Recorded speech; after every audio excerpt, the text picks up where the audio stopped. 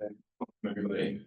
My name is Jake. My name is Thea. And we are undergraduate students here at San Diego State. I just graduated, but I'm still going to hold on to that for the rest of the summer. Still one of you guys, okay? We work in the Sekeh lab with Dr. Sekeh. We are working on drug target interactions for our research. We're building large language or big neural networks. So I'm using a little bit of extra help to predict how drugs and proteins will react to each other. It's a biological sort of setting, but we're using a whole lot of computer science to do it. It's really interesting.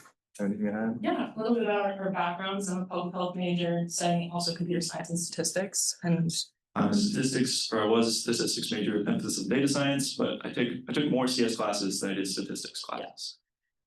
All right, let's get into it. All right, so this is just what we're going to do. We're going to talk about this tutorial. We're going to go through just what are neural networks, going to go through the components. We have a little practice. We don't have time for you guys to go through the whole thing, so it's just something you're going to do on your own. Then we're going to talk about over and underfitting, gradient descent. If that you have no idea what that means, you will after this. And then just some more terms for past and back propagation. So let's start with what's a neural network. So it's a subset of machine learning. I think this picture is really helpful to kind of understand where all these terms are nested within one another. We have artificial intelligence as this sort of big overarching thing. You have machine learning, then neural networks, and then deep learning in there. It's another quote that we really like. It's a biologically inspired programming paradigm which enables computers to learn from observational data. So kind of like mirroring the neurons in a brain. So the goal of a neural network is kind of make guesses about inputs. This is an example of an image, so I hope you all know what this is, because the neural network sure didn't when it was guessing. But this is a cat, and over a lot of training, it eventually can get predictions like that, where it's like, oh, it's 97% sure of the cat, which is really nice. In general, we're kind of doing this over and over and over again with more than just images. So we want to give it something, and we want it to tell us something we want to know. So in this case, we're giving a whole bunch of pictures of theoretically cats, dogs, and other things. And we wanted it to tell us what is the picture. So that was the application for this particular example. So here's a really famous example. That picture was probably coming from this data set. This is a data set of a whole bunch of images with 10 categories. These are not all of the images, by the way. These are just some examples, so you know what it is. So it's a bunch of pictures of airplanes, automobiles, birds, cats, deer, dog, frog, horse, ship, truck. It can be a little intentionally vague to sort of make the neural network better. For instance, it might confuse a cat and a dog. A lot of those pictures, sometimes it's hard to tell, especially if the face isn't there. It might confuse a car and a truck, a ship and automobile, but it, of course, wouldn't confuse a horse and a truck or a horse and a ship. So there are some clear distinctions, and it's going to be, the goal of this neural network is to get a picture after training on this data set and try to come up with what bucket you could imagine it, like, does this go in? So if it gets a picture of a horse, we want it to tell us that it's a horse, right? But it might be like, I'm like 93% sure it's a horse, I'm like 4% sure it's a cat, and 0% for all the others. So yeah, this is just a very famous data set where you can test neural networks. It's just, we're going to be working with it throughout this tutorial to understand how it goes. So now let's talk about the components of a neural network. So your components are going to be a little bit dependent on what your task is. So we have two tasks. Most of you guys should be familiar with at least regression. You might not have done classification.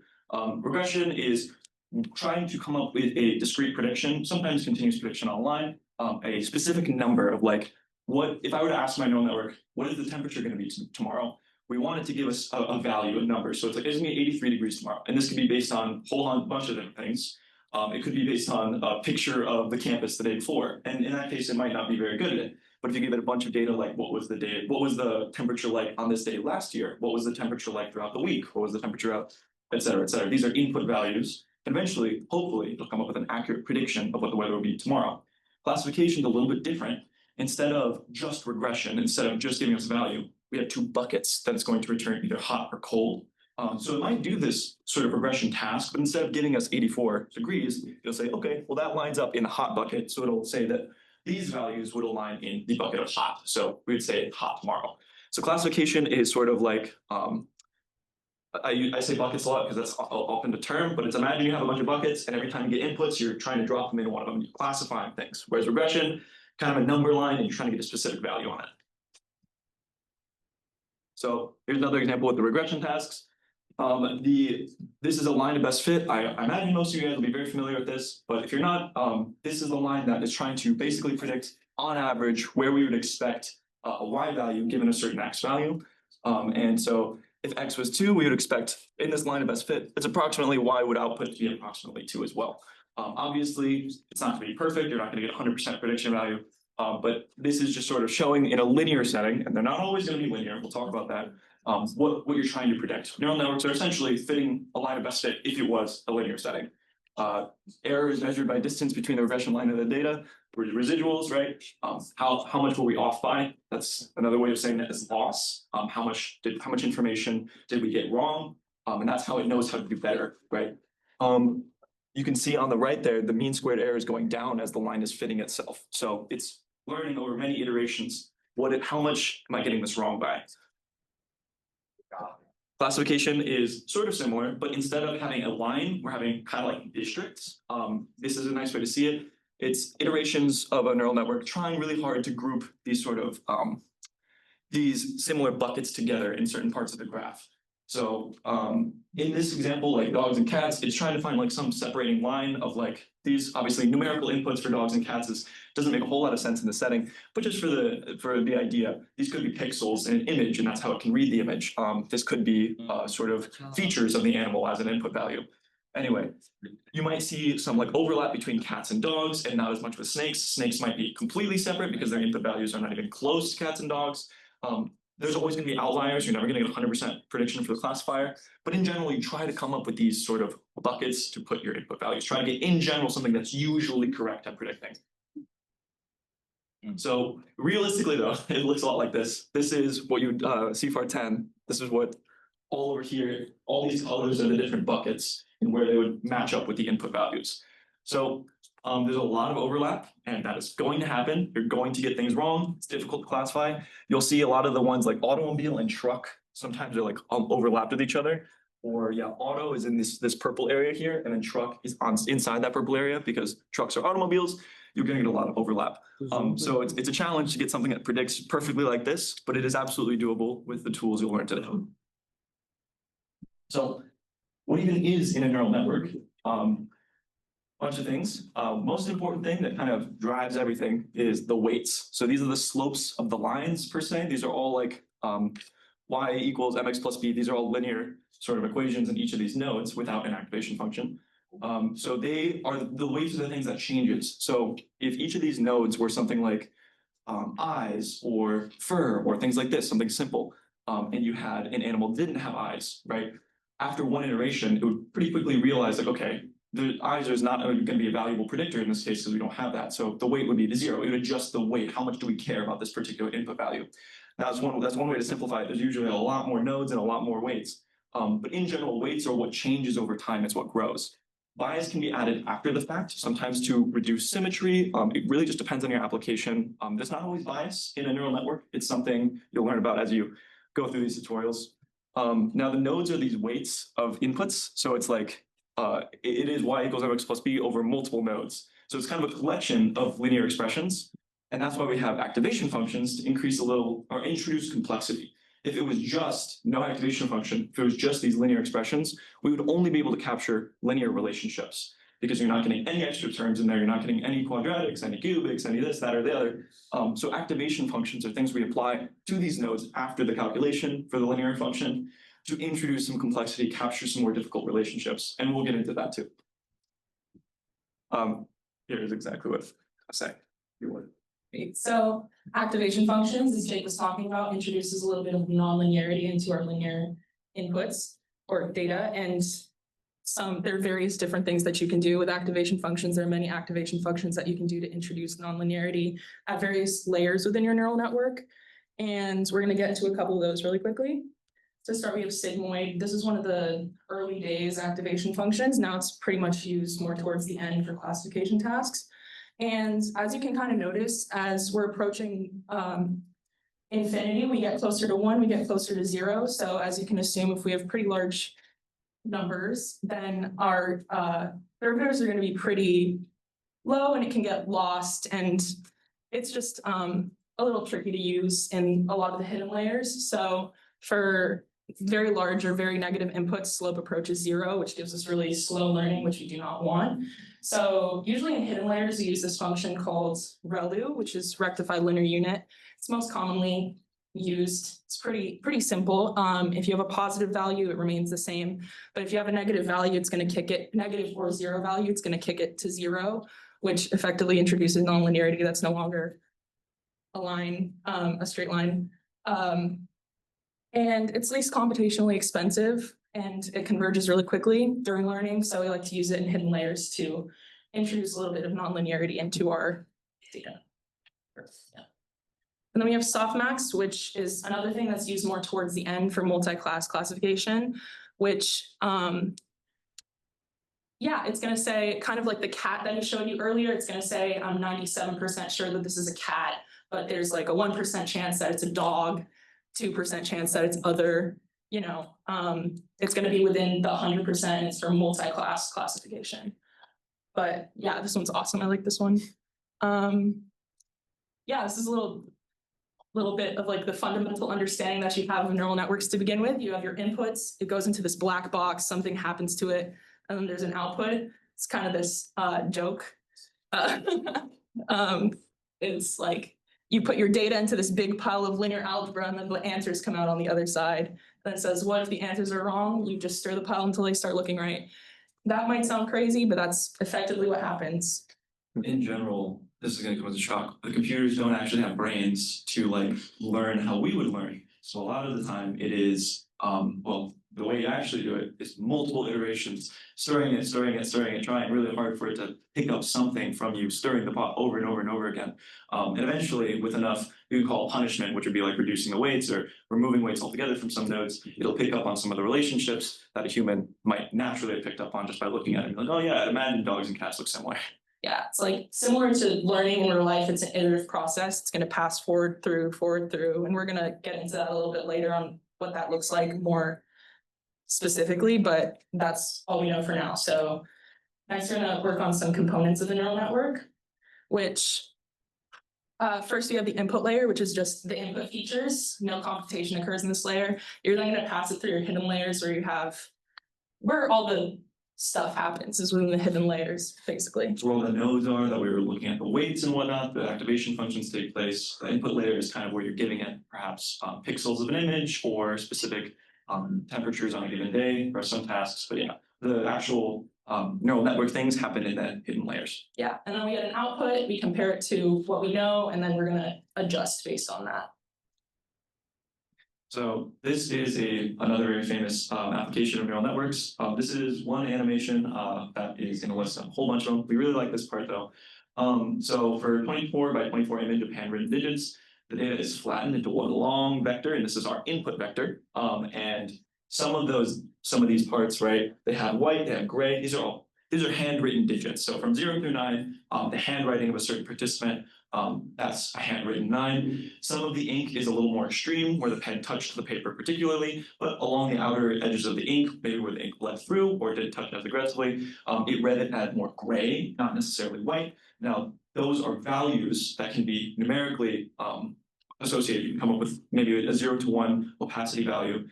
You turn it into a numeric value, and it's this huge string of all of those pixels, each get their own numeric value. Could be from 0 to 1, could be a flow value. Ideally, you're turning this picture into numbers, and then you're giving it to your neural network to make some sort of judgment about what digit it is. And that's why this neural network is pretty big, because it's really hard to be like, okay, pixel 515 on the right side of the page was more white than gray. What digit is that, right? It's kind of hard to know. It's to see these relationships, you need thousands of iterations and hundreds of nodes, and all of these capturing the relationships between, okay, every time there's a white pixel on this is more likely than not one of these pixel or one of these digits. And yeah, so this is one example of taking a picture and turning it into some numerical representation. The computer doesn't have eyes, so we have to speak to it in numbers. So here's this might be inspiring, it might be heartbreaking. Neural networks are very price oriented. You need hardware. The better it depends on your task, but for very advanced tasks, very large sets of data, the more money you have is the more hardware you have, which is the better your neural network will be. Here's a little, just a performance graph. Almost all of you will be operating in a small neural network, whether you have access to the school's GPUs online or research GPUs or company tech. You might have maybe 100 GPUs at a time, maybe. Doubt you'll ever get all of those at once, but in general, that's plenty for most of your tasks. As you increase how much money you have and how much hardware you have, you can get really nice neural networks. Here's an example. That is one NVIDIA A10, which is 80 gigabytes for a GPU, $15,000. Now, if you are Google or Amazon, that is chump change. And you can have warehouses of these things doing all sorts of really complex tasks. But yeah, neural networks, if they're bigger, they're usually better. You want more hidden value or hidden nodes. You want more math going on. You want to capture as many relationships as possible. But just to show you, this is why those big companies have such great neural networks, or such large neural networks. It's not just because they have better talent, which a lot of the times they have industry professionals, but they also have a lot of money. So yeah, now we're quickly going to practice. I have a QR code here. This is a really nice little visualization. You can use it on your phone, or you can like send it to yourself in a Discord message to use on your computer later, or just save the link. It's kind of like, imagine block coding, except it's no code. You're just kind of building your own neural network. You can add as many input values as you want, or I think up to like 8, as many hidden nodes as you want, and then it'll show you how good it's doing, how if your balance of hidden nodes and input values and biases and weight adjustments, if all that is resulting in some actually good neural network. So it's just a nice way to visualize what's going on.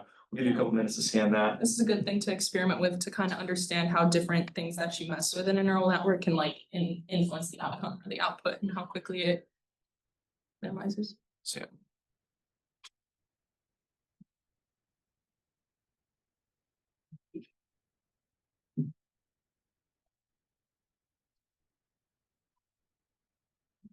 Show us that. Yeah, check on include it.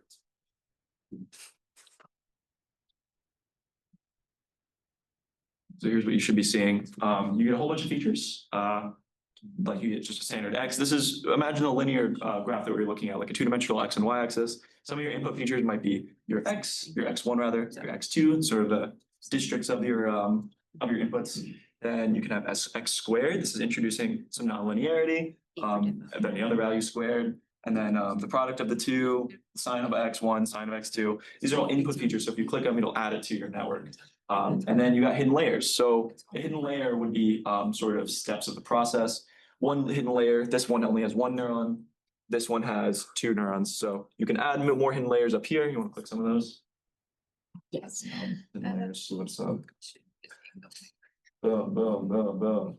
Keep going, right? And for each of these, you can add even more neurons. These are each capturing hopefully more relationships. The more of these you have, honestly, usually the better. Sometimes it's nice to keep them symmetric. Sometimes it's not. Just depends on your application. Sometimes it's trial and error of like, oh, I had 6 hidden layers and 20 neurons in each layer. Maybe that's too much complexity. Maybe it's not enough. Totally depends on your application. Yeah, you can also adjust some of these here, add some noise, make it a little more challenging. You can also, you have 50-50 split of training and test data.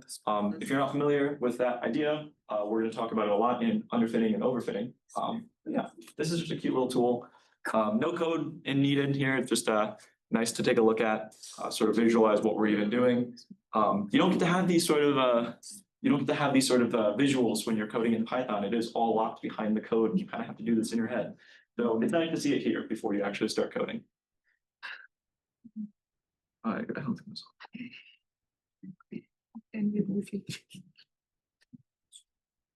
All right, if you want to work more on that in your own time, you're absolutely more than welcome to. We're going to continue the presentation though. So now we're going to talk about overfitting and underfitting. Yeah, so as you can see here, we have an underfitted, a good and robust fit, and an overfitted line. As you can kind of see, the underfitted line is represented by a linear representation. The data is very clearly more quadratic, I'd say. And in the middle, we have a line that's kind of evenly cutting all the data with minimal error. Whereas the last one, it's kind of scraping every last data point. And we want a representation of the data. We don't want it to represent just the data, because as soon as you switch the input, it's not going to be representative in new data anymore. So we want something more towards the middle here. To reduce overfitting, so this right side, we're going to introduce regularization techniques, increase complexity, add more data, things like that. We have time for us. was gonna also say, if you're not familiar with like, how do you even test for this? This is the test and train split that we talked about, that we just saw. In that example, they're doing 50-50. Basically half of your input data, it's usually more like a 70-30 split. You get some sort of training data, which is what you're gonna train your neural network on. And when you're finished with your model, like you think it really captured all the relationships effectively, then you remove all the training data and you give it the test data. It's never seen it before. And you say, okay, you did really great on this other data. How about this new data? And that's how you can tell if it's overfitted. For instance, the reason why it's hitting every single data point there is it got really used to the data you gave it. Not very portable though. Over here, it didn't really figure out anything about the data. This might be because of poor activation function choices or none at all. Remember, it could just be a huge collection of linear functions, and it's never going to get any more complexity unless you introduce something like ReLU or sigmoid. Again, just depends on your application. Yeah. Right.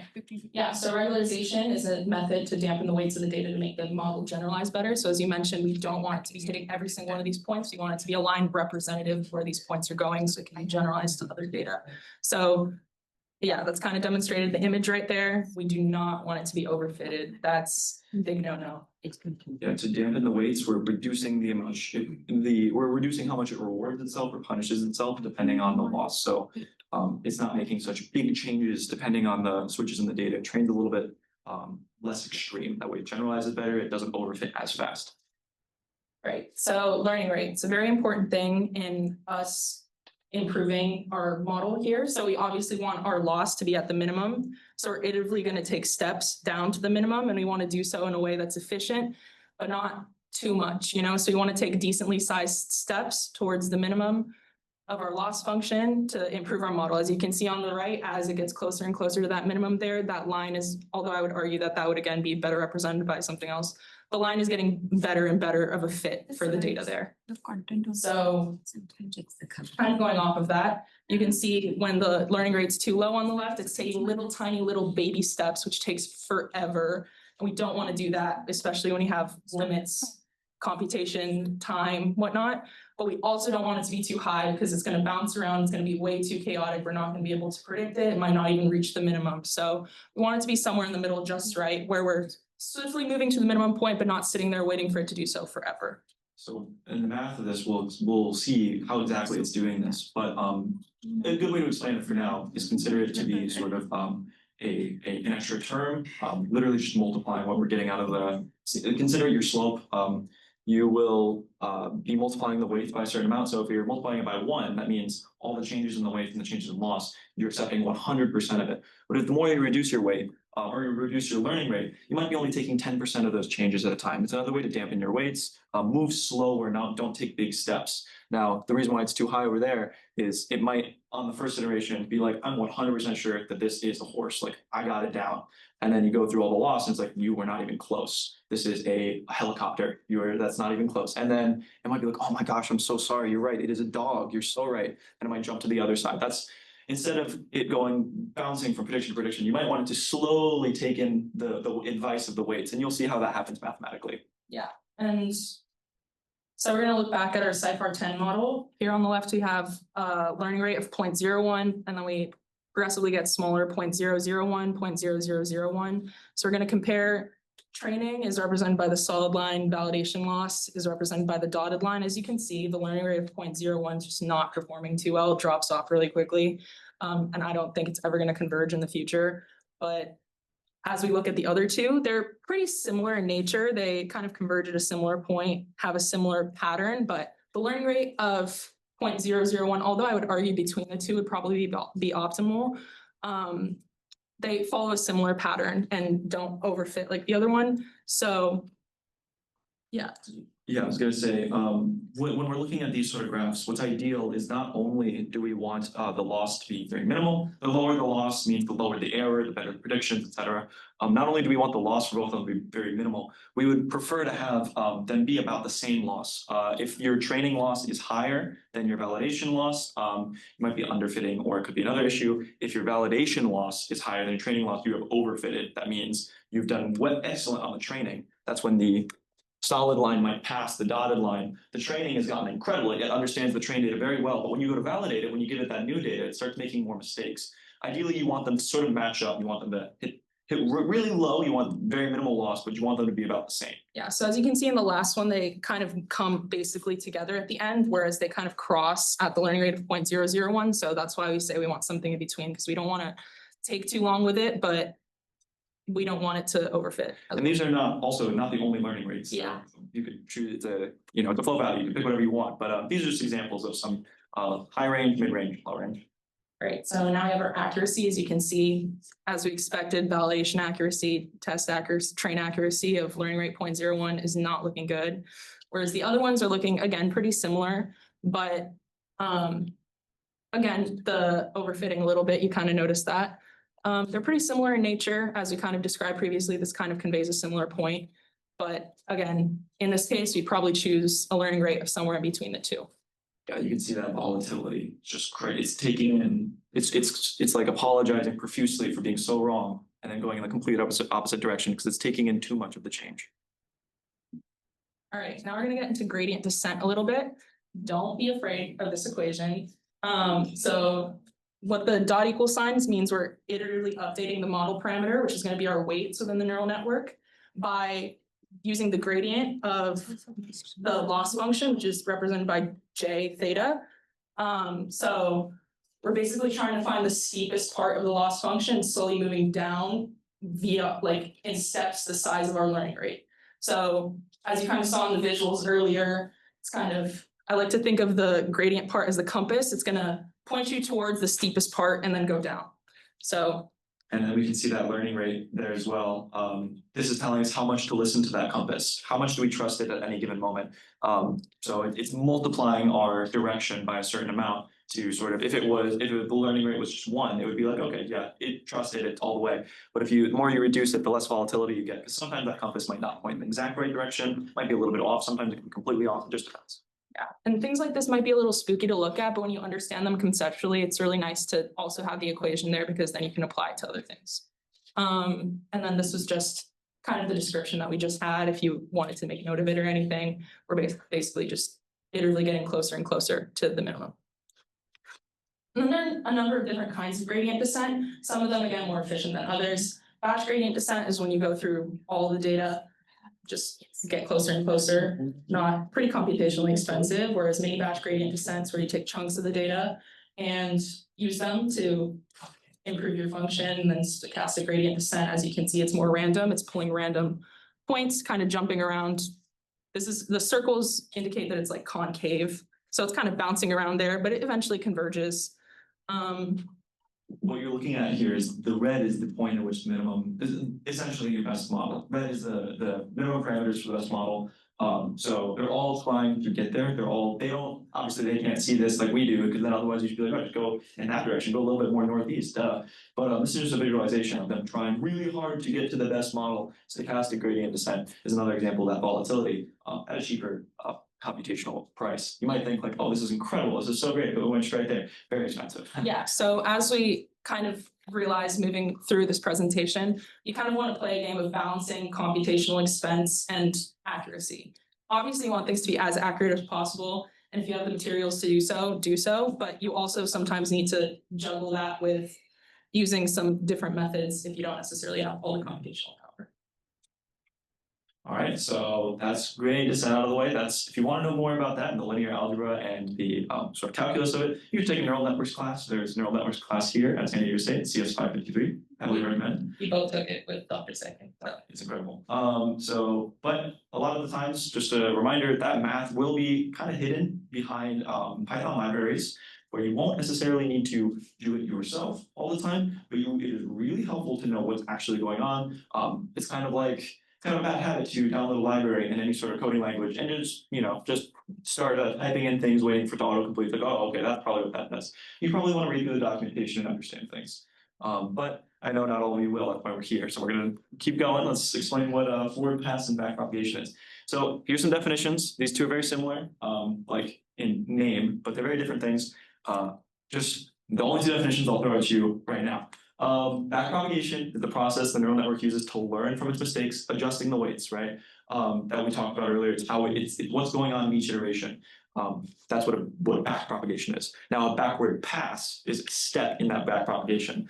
A step in the training loop where the model calculates the gradients of the loss with respect to each weight. We'll go into the math of what's going on there, but it's basically how it figures out where to go, how it figures out what it got wrong. So another way to look at it is it's a process that can be broken down like compute the loss, which is the error, right? How much did I get wrong? Then you do the backwards pass. So it goes through and sees how much each node contributed to the error. And then we update the weights accordingly. How much of a problem did this particular node cause? If it was a lot, we're going to reduce its weight. We're not going to listen to it as much. So after a forward pass, which you would consider a forward pass, going through and calculating all the loss, getting those predictions, right? We're going to calculate how wrong each prediction was using our loss function. Now, this again depends on your application. There are a whole host of loss functions. We're going to operate with a really simple one. You've probably seen it before. We'll go into it in the next slide or in the next couple slides. After it calculates the error, it passes this error backward through the network and looking at each error, seeing how much each node was a problem, adjusting the weights accordingly. And it will repeat that process over and over and over again until we eventually reach those minimum parameters for the best model. So here on the diagram, those two red nodes would be your input values. And then we got 3 hidden layers, each with 3 nodes. So first we're making a forward pass, which means we're making our predictions with our current knot model. We're trying to see what it thinks if this was an image, what this image is. What do we think it is? Is it a cat? Is it a dog? Right? And then each node will give its prediction, and then we'll go through and see how much it was wrong. That's calculating loss. And then backpropagation is looking at each of those nodes and their particular loss, and then adjusting the weights accordingly. Yeah, so kind of going a little more in depth for that, we have forward pass and back propagation, each as an individual slides with a couple more details on them. If you can see here, we have the steps indicated clearly for forward pass. We assign weights to our input layer. Weights are assigned through each of these little arrows between the hidden layers. And then after we pass through those hidden layers, our outputs are predicted. And then we usually compare it between the actual output and the predicted output. And then we calculate the error, which is the difference between the two. And then we use that for back propagation, which looks a little something like this. So we have our forward pass, which gives us our predicted output, and our true output. It's going to give us our loss function. Then we get our loss score, which is like how badly did we perform based on the true output. Then we're going to adjust accordingly. We're going to update our weights. We're going to get our new weights, and we're going to pass it again through the forward pass. This is an iterative process, goes through it many, many times until the function is minimized. One thing I wanted to add as well, those bias terms at the top, don't let them scare you. I'll say it again. They're not always in every neural network, or a lot of times you don't have complete manual access. But in general, the reason why we add bias terms is sometimes to avoid, edge cases where when you're coding something and sometimes the person on the command line puts in all zeros and you didn't account for that and you have big errors. Bias terms sometimes do that, where the neural network won't learn if all the x values are just 0. Everything linearly becomes 0, and it's really hard to figure out. So sometimes those bias terms are just 1 to get this sort of learning going. Sometimes it's to reduce symmetry. It just another thing, totally depends on your application. You will learn more about bias terms as you learn more about neural networks. Mm-hmm. And sort of as Jake mentioned, there are many different things within this. This is very basic. Like you can change many things about this to fit it best to your projects. So yeah. And papers come out every week, every day of another thing you can do to your neural network to increase its accuracy or reduce its loss for this particular setting. This is sort of the canvas, and people paint all sorts of beautiful pictures on it. Mm-hmm. All right, so now here's the dreaded math. If you love math, hopefully you like this. So let's talk about the simplest neural network you can imagine. This is a 1 neuron network. Obviously, this is still going to matter because every neuron is going through this process, just not usually all at once. We're just looking at 1 neuron. So here's your actual input weights. Like imagine this is what you're given. You have an input of 2. I'm not quite sure why we would be just using 1 input value. Bear with me. So we have 2. We have a weight of 0.4. That's just the starting weight. We're not going to work with bias. We're just going to pretend like we don't need it. Our target is 1. That means we want it to predict 1. And then our activation function, we're also going to forego because most of the time it's pretty simple. It's just, softmax, or rather, ReLU is just like, if you have a negative number, switch it to 0. If you don't, just use what it was. We're going to forego that for now, just so we can see what's happening in each node. Then our loss function, we're going to use mean squared error. It's over there, basically 1/2 of our target minus our prediction squared. That's it. And then learning rate, we're going to do 0.1. So you won't be able to see this too much in action because we're just gonna go over one iteration, but this would constantly be affecting each iteration of how slow or how fast we're learning. So forward pass, this is where we're making our prediction. This is where the neural network, which knows nothing right now, is making its first prediction. So right here, y hat, that's another word for our prediction, is just going to be our input times our weight plus our bias. So it's gonna be 2 times 0.4 plus 0, remember no bias, and our prediction is 0.8. That's pretty good, right? We wanted it to say 1, but obviously we had a little bit of loss. Now, let's take a look. Mean squared error loss is 1/2 times our target minus our prediction squared. And 1/2 of 1 minus 0.8 squared is just 0.02. So that's our loss that we calculated. For the forward pass, that's all we're gonna do. We don't need anything else. The forward pass is complete. Now we're gonna take that loss and we're gonna see what we're gonna do with it in the backward pass. So our prediction error, another way of saying y hat minus y, so our prediction minus our target, was negative 0.2. Now, our gradient, which is what is a little scary, bear with me. I have all the linear algebra on the right. If we have time, we can go over it if anyone has any questions. But for now, this is something that will just be handled by a Python function for you. We're taking the derivative of, or the gradient rather, of the loss function with respect to w. Because the loss function is not in terms of w, you have to do a little bit of chain rule. And the output of it is y hat minus y times x. That's the derivative, or rather the gradient of the loss function. Then you just plug in your values, you get negative 0.2 times 2, which is equal to negative 0.4. That's our gradient. So what do we do with this gradient? Now that we have our gradient, we're going to adjust our weights accordingly. So we subtract the gradient adjusted by the learning rate. Remember, this is how much we're listening to our direction. So the gradient basically just told us, this is how much you were off by, this is what we need to change. Now the learning rate is going to tell us how much do we really care about that. We set the learning rate to be 0.1. Sometimes it's helpful to think about it in percentages. 10% of this error is really being cared about. So we're updating our weights to be the weights minus the learning rate times our gradient. So substituting the values that we have, the weight is being updated to itself, which is 0.4 minus 0.1 times negative 0.4. So we end up adding 0.4 to our weight. Our weight is updated to 0.44. So our weight has been updated, and because we pointed it in the right direction, this will mean that our next prediction will be better, so slightly better.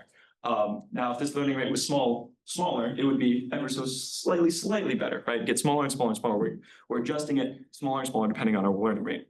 So our weight is increased, which means that we'll be adding more to our next prediction, which means we'll get closer to 1 since we under-predicted it. So the model has improved. Now this would be happening on every node in every part of your hidden layers. Sometimes nodes are dropped out. We don't care about them anymore. That's another thing you can do with that canvas. Like I said, there are multiple things you can do to this, but this is just happening in each particular node. Now, if there was an activation function, right? Say it was ReLU, we wouldn't care. We don't have negative, so we're good, right? But since we're using the identity, this is where this iteration would stop. And then we'd go through the exact same process again and again and again until eventually we hit that target to be 1 or near 1, depending on where we want to stop, because we don't want to overfit it and get perfectly, just for this one example, exactly 1. All right, so to conclude the backpropagation, after our forward pass, right, we're computing our prediction. We're getting our neural network to tell us what it thinks the answer is. And then we're going to compare it to the true label. So like, okay, how much were you off by? In our example, we were off by 0.2 and the loss was 0.0.2. So then we compare it to the true label. Backwards pass means we use that loss to calculate the gradient, give us our direction. Where do we want to go in the future? What is the next iteration going to need? And then based on that direction, we update the weights, how much we listened to that directive of where to go, which using the gradient, like what was your compass? Where was the compass pointing? How much we update it is totally dependent on your learning rate. For instance, our case, we listened to about 10% of its directive. And then for our general conclusion, So we want our neural networks to learn patterns from our data and be able to make accurate predictions on other data, not overfit, as we mentioned previously. We want to introduce activation functions to them to make our model more complex, introduce some nonlinearity so it's able to represent more complex data. Then backpropagation, gradient descent, crucial algorithms to our training. We want to adjust our weights to minimize our error after each round. It's just a game against itself to minimize its error cyclically. Sort of how you learn. Like You do something, you take a test, you do poorly, you adjust how you learn, you fix it, you pass it through. It's just like that. And then overfitting and underfitting, we talked about the training data split. It's very important, usually 70-30 in our example, or on your phone if you want to go through the little thing, could be 50-50. You want to make sure your neural network doesn't get really familiar with that data, so much so that it really knows what's going on, because then it won't be very portable. It won't be able to take in new data very well. It'll be too hung up on the past if it's past data. So being able to find a perfect spot's really nice. You want to be able to have enough complexity to where it's not just a linear relationship stapled onto something that is clearly not a linear relationship. That's where activation functions come in. Back to that balancing act. You really don't want to go too far one direction or the other, and it's totally going to depend on your application. So that's why all this is really important to know, because some things will just start shattering, or you'll get really bad loss and you'll have no idea why. And hopefully this helps you figure out why that might be. Yeah, so you want to think about the goal of neural networks being to train models to generalize well, similar to how you learn things. Like if you don't learn enough, you're not going to know the material on the test, you're going to perform poorly. If you know like just the specific questions that you did, but don't know how to apply it to other questions, you're also going to do poorly. But if you do the questions and you learn the concept, you're able to apply it to other things. I like to think about this in like a different way, but there are definitely tons of ways to conceptualize this. It's very interesting. I definitely recommend you play around with the little thing we provided you with. It'll help you understand it better. So yeah, as far as the presentation, not that. Yeah, so this is another joke courtesy of Mary. Mary found it. But this is neural network. Neural network commits mistakes. Neural network learns from its mistakes. Neural network works hard to attain perfection. We want to be like neural network, okay? We want to try our best to attain perfection. That's all. Nice. I was gonna say, we started a little early. We have until 9:50. Could you? You guys can go ahead, and if there's questions, is any questions, do you want to check the webinar? Sure. Folks at home. Anyone here have questions? Any thoughts? Go ahead. So I thought earlier there's like three different I forgot what they were called, like sort of I don't know if it's a regression or an algorithm that goes from like the beginning circle to the end to the center. And I was wondering which one is how do you determine that it's better to use than the other? Like is it an accurate depiction that as like because batch gradient looks like less squiggly lines to it, which would that mean it's more efficient to use than the other ones, or is there more to it to determine? Yeah, I'd say there's definitely more to it. I'd say batch gradient descent is more computationally expensive because each time you're passing through all your data through the neural network as opposed to a piece of the data, which is what happens with mini batch gradient descent, stochastic gradient descent. So it's again the game of computational power versus speed and like basically the facilities you have to pass certain things through. Do you want to add to that? Yeah, I was gonna say, what you don't see here, that's not being shown is how long did this take for it to reach its minimum parameters? That's a genuine problem. This might batch gradient descent, even if it was more computationally expensive, even if it wasn't more computationally expensive, it might have just took a whole lot longer. So those are the two things you don't really get to see here, is how much hardware is being used to make these things happen and how long is it taking. Yeah, so if there's any complexity to it, batch gradient descent's gonna take like the longest and it's gonna take the most computational power. So if you're OpenAI, you can do that, but we generally like to optimize the resources. You guys talked about, I've heard kind of this concept where basically like a neural network will like turn off like some of its nodes like when it's training, because like that might result in like better predictions, like it might like with the weights and stuff. So when you talk about like the ReLU function, is that essentially what it does, sort of, or could you expand on that further? So ReLU doesn't necessarily, what we were referencing before is something called a dropout. It is, oftentimes it is a random percentage of the nodes that are not accounted for each iteration. For instance, if you set your dropout value to be 10%, 10% of the nodes on your neural network for that iteration will not be taken into account. They won't be used. You might be wondering, like, why would we do this? It really is just to stir the pot a little bit extra, not get hung up on old things and old iterations. ReLU is not necessarily that. ReLU just won't, if you have any negative value, we're not taking it into account. And that totally depends on your sort of your application. But what that means is you're telling the compass not to point too far in this direction. For whatever reason, we are very confident that we're not going to need to go in this direction. We're very confident in our starting point. So Rayleigh is it's very common as well, just as something to reduce linearity. If you just have linear functions for all of your nodes, you can't get anything else. You just have that linear relationship. You are stapling a straight line onto something that probably would be a lot better predicted by something like a quadratic equation. So a lot of the times, Rayleigh is just there to introduce a little bit more complexity. It's to bring it out of just the linear setting. Both of these things are to introduce more complexity that would prevent overfitting. Specifically drop out something you do and you overfit a little bit, so you want to like confuse it a little bit so it learns better, basically. You don't want it to be too, you don't want to rely too much on the most previous iteration. You want it to lose a little bit of information so that way it has to fill in the gaps again. Yeah. Yeah, thank you guys. Other questions? You can check Q&A on webinar. No, you can put. Okay, just click on more. Yeah. Yes, there are questions there. I was wondering about the computational expense of nodes versus layers. E.g., would it be more efficient to have 3 hidden layers with 2 nodes each, or to have 1 hidden layer with 6 nodes?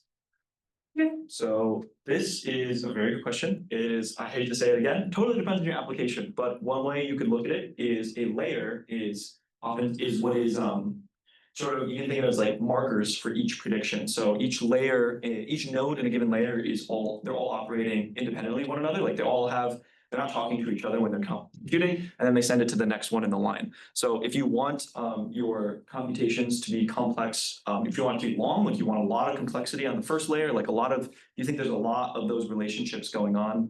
One way to look at it, if you think there is a lot of relationships going on in your data, like you think it's very complex, you might want a lot of more nodes. Whereas if you think it'll take longer to understand that complexity, if you think there's not more relationships, but rather one relationship you really want to get to the bottom of, you want to give your neural network more time, give it more layers to make that choice, make that computation. A lot of the times increasing both just increases complexity.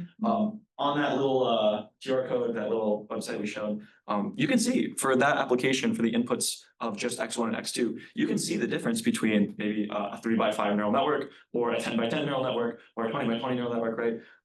In general, it's also going to come down to computation. The more layers you have in general, the longer it'll take. And but equally, the more nodes and layers you have, the more complex it is, the more hardware you need. So Yeah.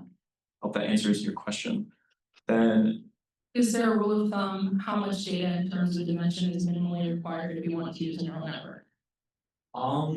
I'm so sorry to do this again, but it really just depends on your task at hand and the complexity of the data that you have and your specific task. there is the concept of overkill.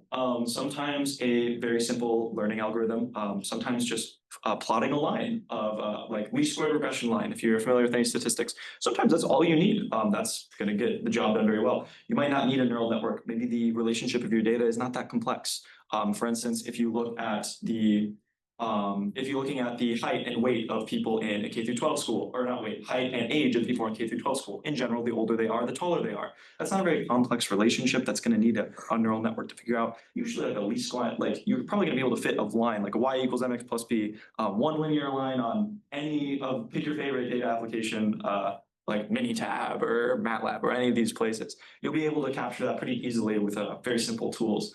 Now, if you feel like you have a lot of inputs and you really want to capture some obscure sort of data points, it usually comes down to inputs. If you have like 6 inputs of, if you wanted to capture the relationship of what is child's school subject they're interested in, and you have the input of just their general biography of like name, height, weight, age, all these things. That's a very kind of hard relationship to determine. You probably wouldn't be able to find that even with a neural network, but it's a relationship you want to see it is even there with a neural network. See if you can end up getting accurate predictions. Maybe the entire 5th grade class was super interested in science in a given year. A least squared regression line might not be able to figure that out. So if you yourself can look at something and you can figure, yeah, this is probably able to be captured relatively easily, either by some sort of linear line or some simple line, then you probably don't need a neural network. But you could still use one if you wanted. It's just, overkill. You might not need to. And then sort of going back to our computational expense thing, if you can use basically what he just said, if you can do something easier, you should do it easier, because then you can use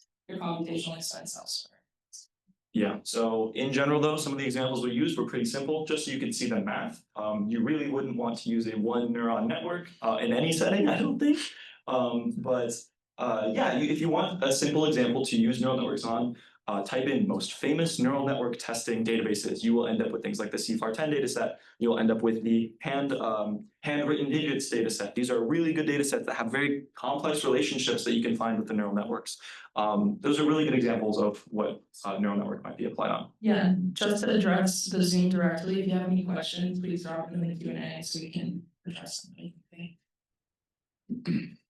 Did you have a question? Yeah, so you mentioned earlier that there's already a bunch of libraries available in Python that address a lot of these equations that we're using, a lot of the neural networks and regression tasks, SVM, all those types of things. And I've done a few Kaggle challenges, and I've noticed that there's really no need for me to apply the math, and there's no way for me to get better at it than looking up like Berkeley exams from the past couple of years. Have you had any experience of being able to apply that, or like just develop your own model in Python from scratch? But it sounds kind of like overkill. Is it worth it? Just curious what your experience is. Yeah, sure. Please go ahead. You go Okay, first. so developing a couple things. Your best friend is documentation. Even though sometimes you feel like you won't need it, especially if sometimes you're building off of somebody else's work, whether it be a coworker or friend or just another project you saw online and you wanted to adapt it to something you're interested in. You might, use their work as the bare bones, and you're like, okay, so this is how you use the neural network. Here's what they did, and it's pretty easy to read through. It's very readable. But okay, if I adjust this, this will happen. If I adjust this, this will happen. So sometimes you get caught up in working on having that boilerplate already available to you, already working on that. That sometimes can be very dangerous because, like you said, you might not be very familiar with like what's actually going on with the math behind it. The only thing I recommend is going through that documentation, looking at what actual processes are taking place, and then if you want to try to come up with an example yourself, this is an example. This is something that LLMs are really great for. Plug in your documentation in ChatGPT and go, can you give me an example question for this math question? Like, give me something where I can work on it hand-on. And of course, it's really great for teachers that's trying to come up with lesson plans for you and whatnot. It's a great teaching tool to learn more about the math behind these sorts of things. That's what I would recommend. So, and if you don't know which libraries to use, Torch, probably one of the most common ones. Also Scikit-learn, if you're more into statistics, has a lot more tools available to you. A lot of times you can use both. A lot of times you can just look up a relevant paper on whatever topic you're working on and look at what they're using. Most of the time it's to be Torch or Scikit-learn. Sometimes you get some homebrewed sort of wild neural networks that were very particular for a particular application. You don't need to go all out of it. A lot of times it is just using libraries that are available. They're going to be more efficient, they're going to be better, they're computationally inexpensive. So yeah, I definitely recommend deeply understanding your library, as he kind of mentioned, though. But there are tons available now. I feel like it's pretty hard to compete with people that have dedicated so much time, computational power, and money to optimizing something. So. Question from the Zoom, a relevant follow-up. If we have less amount of data, is there a workaround to apply the neural network, or do we just avoid it? So there's really a neural network per se, like a workaround per se. If you have less data, you really can plug it into a neural network and it will do fine. You don't need to prep it and be like, okay, hey, we don't have very much data. You might need more epochs and it might overfit a little easier. But again, that's just totally dependent on how much data you have. And when I say you figure it out as you go, it's build your code how you want it, hit run, look at the results, scratch your head a little bit and say, I wonder why I did that, change a few things around, add some epochs, subtract some epochs, and run it again. But again, if you have a very small amount of data, a neural network really might be overkill. You might want to look into other ways to do it. So you might want to look into plugging it into something like Minitab or even Excel. They have some really great plotting method. You can plot at least square regression line pretty easily, or even quadratic lines. Yeah, sort of going off of that, it's definitely going to overfit pretty quickly, or like if you don't introduce any form of complexity. So sort of as you mentioned previously, there are many different things you can add to it to introduce complexity in a number of different ways. So I'd probably do that. Another question from the Zoom. Is there an established method for selecting the number of nodes and layers for application, or is it generally determined by trial and error? But almost certainly, depending on your application, there is almost certainly a best method per application. For instance, We work in drug target interactions, which sounds like a very particular field. There are a lot of papers on this particular field where you're trying to take drugs and in a lab, they'll have drugs and they'll inject it into a molecule and they'll see how well it binds or the affinity of it. And then we try to predict either through classification of like, yes, it binded, no, it did not bind, or by regression on exactly how well it binded. You have these sort of these predictions, trying to build a model that'll do it ahead of time, so you don't have to go into the lab every single time and apply a new drug to a new protein. This sort of field does have established sets of around how big the neural network will be. And you just have to go through the research and you have to go through the methodology on why they chose that. More often than not, what matters more is the framework, not just how many nodes and how many layers you have. Because once you start working with neural networks, very often you start working with a lot of neural networks and you start having them talk to each other and you have them start nesting within each other. And you have a whole bunch of different things you can do. We'll talk about CNNs and GNNs later. Those are really cool. That'll be in tutorial 3. I will think a little bit in 2 as well. But in general, for your application, if you're not working in an established field, I recommend trial and error. You might be able to take suggestions online. You might be able to look at any sort of similar work, but it is something that you figure out as you go. Yeah, start going off of that. I definitely look into what other people have done in the field, as you mentioned, and then implement some trial and error to get it to work for how you want it to work. Thank you, guys. Shall we thank Jill and Jake? You can tell how they perform in your network class, right? They were some of like top students in the class, and I got so excited when they wanted to join the lab. Okay, so we can move to